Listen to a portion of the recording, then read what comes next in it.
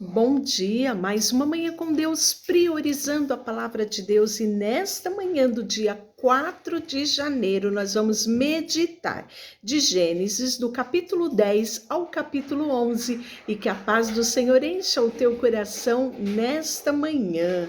Nós vamos ver no capítulo 10 os descendentes dos filhos de Noé. Então nós já vimos, né, as descendências anterior. Na leitura nossa de ontem, nós vimos alguns descendentes que tiveram o seu destaque, como Enoque, Metusalém, né? Por exemplo, nós podemos ver quantos anos analisando as descendências, e que às vezes as pessoas acham que é muito cansativo e enfadonho para ler.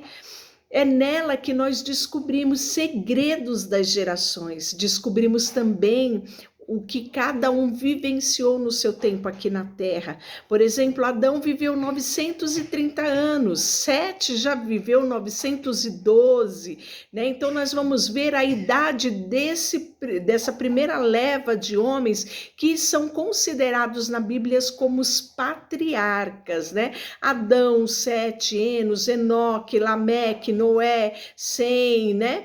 Tera, Abraão, Isaac, Jacó, José, né? São a era dos patriarcas. E aí nós vamos ver os descendentes aqui dos filhos de Noé. Por quê? Acabaram de sair da arca, né? E vão começar aqui uma nova história. Então, Gênesis se preocupa no capítulo 10 de falar sobre os descendentes dos filhos de Noé. São esses as gerações dos filhos de Noé. Quem eram? Sem, Cã, Jafé. E nasceram-lhe filhos depois do dilúvio. Então, nós comentamos que quando entrou na arca, entrou Noé, a esposa, os filhos de Noé e as nora. Então, Noé ainda não era avô. Ele vai ser avô posterior ao dilúvio. Os filhos de Jafé são Gomer, Magog, Madai, Javá, Tubal, Meseque e Tiras, né? E aí ele vai começar a descrever os filhos dos filhos de Noé. Por exemplo, ele vai falar dos filhos de Gomer, que foi o primogênito de Jafé, né? Os filhos de Javã, que é logo em seguida, repartiram entre si as ilhas, as nações nas suas terras, com o qual cada um da sua língua, segundo a sua família, nas suas nações. Depois ele vai falar dos filhos de Cã e dos filhos, né? Quem foi o primogênito, Cuxi, né? Foi o primogênito de Cã, e vai falar da descendência do primogênito. E nós vamos poder ver que ali nós tivemos homens valentes, caçadores diante do Senhor. Descobrimos isso falando de genealogia, né?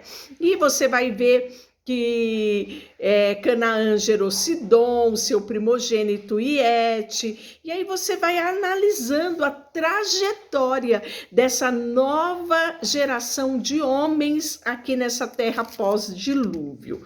E aí você vai ver que o limite dos cananeus, né, os filhos de Cã, foi desde Sidom, indo para Gerá até Gaza, indo para Sodoma, Gomorra. Então você já vai começar a se familiarizar com alguns nomes de cidades que você vai ver aqui na leitura de Gênesis. Os filhos de Cã, segundo as suas famílias, suas línguas e terra e suas nações.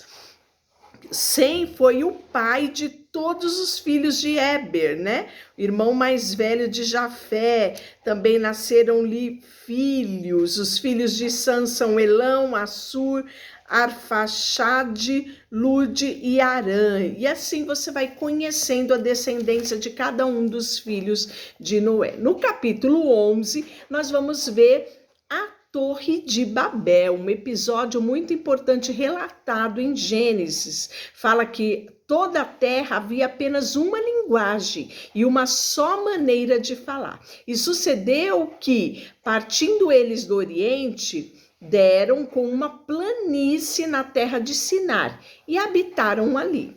E disseram um para os outros: vinde, façamos tijolos, queimemos bem. Os tijolos servirão de pedra e o betume de argamassa. Então começou ali juntar todos numa planície, num local agradável de se viver, e decidiram ali fazer uma olaria, fazer uma fábrica de tijolos, queimar esse tijolo, talvez uma cooperativa ali foi feito, né?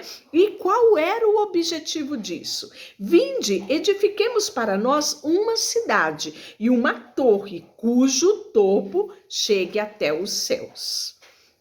E tornemos célebre o seu nome, para que não sejamos espalhados por toda a terra. E aí você fala: meu Deus, que ideia geniosa! Construir uma cidade planejada, arquitetada, construída com esforço comum, né? Nossa, que coisa extraordinária! Mas o princípio era errado.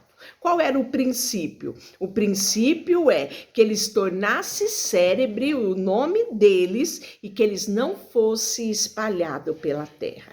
Isso contrariava aquilo que Deus já tinha determinado. Deus tinha dito que eles deviam povoar a terra. A eles foi dada uma bênção de multiplicar, de que eles seriam fecundos, eles se multiplicariam e encheriam a terra. E agora eles decidem que não, que eles querem ficar num só lugar, né? Então desceu o Senhor, e aí ele fala assim no versículo 4: vinde, edifiquemos para nós uma cidade e uma torre, cujo topo chegue até os céus.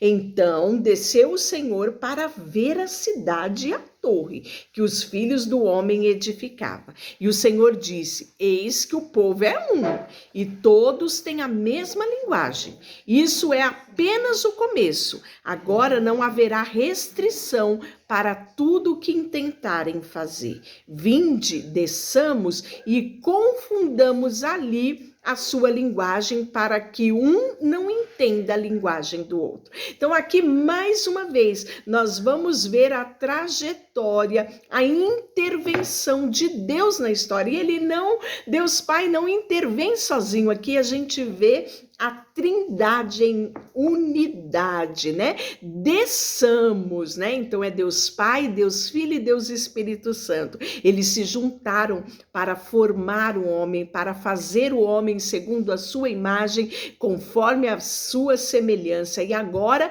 eles se unem novamente. Para quê? Para dispersar aquele povo que queria ficar ali na planície, né? E aí o Senhor os dispersou dali pela superfície da terra e cessaram de edificar.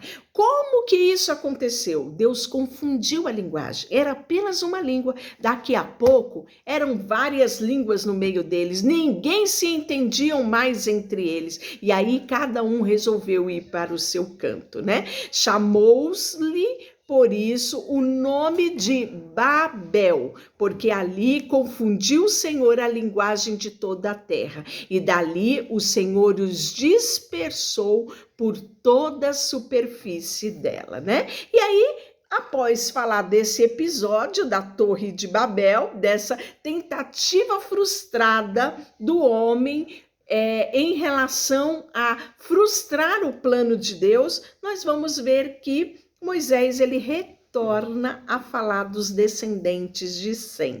São as gerações de Sem. Ora, ele era da idade de 100 anos quando gerou Arfaxade, 2 anos depois do dilúvio, né? Então, a gente, ouvindo essas narratórias das descendentes, a gente começa a se situar no tempo e no espaço, né? O que cada um viveu, né? Viveu Seruge 30 anos e gerou Naor, né? E aí nós vamos ver que ele gerou filhos e filhas. Naor, 29 anos, gerou Tera. Sabe quem era Tera?